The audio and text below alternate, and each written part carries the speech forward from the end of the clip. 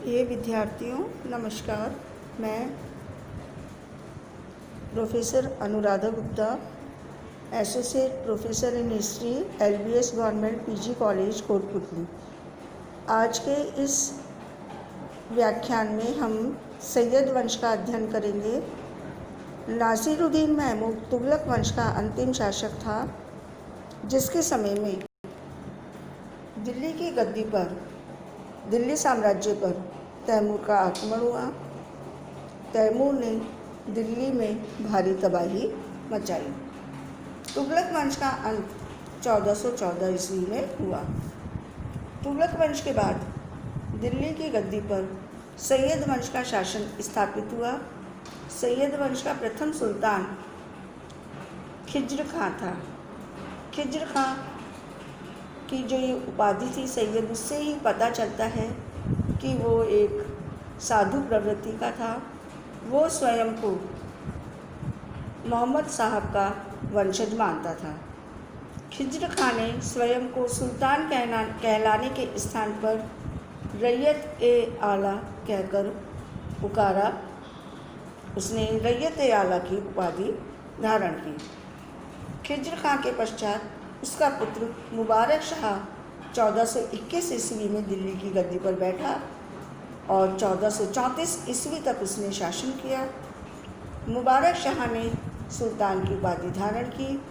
उसका दरबारी इतिहासकार याहिया बिन अहमद सरहिंदी था, जिसने तारीख़ मुबारक शाही नामक ग्रंथ लिखा। अलाउद्दीन आलम शाह सैयद वंश का अंतिम सुल्तान था। सैयद वंश के पश्चात 1451 ईस्वी में दिल्ली सल्तनत का अंतिम वंश लोधी वंश का साम्राज्य आया।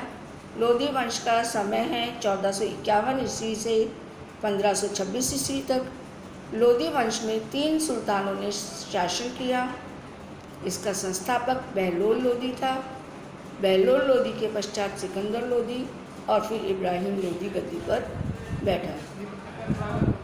इब्राहिम लोधी दिल्ली सल्तनत का अंतिम सुल्तान था, जो 1517 ईस्वी में गद्दी पर बैठा, जिसने 1526 ईस्वी तक शासन किया। इब्राहिम लोधी का संघर्ष बाबर से हुआ। बाबर ने इब्राहिम लोधी को पानीपत के प्रथम युद्ध में 1526 ईस्वी में पराजित किया। इब्राहिम लोधी ने सिकंदर लोधी के मकबरे का निर्माण करवाया।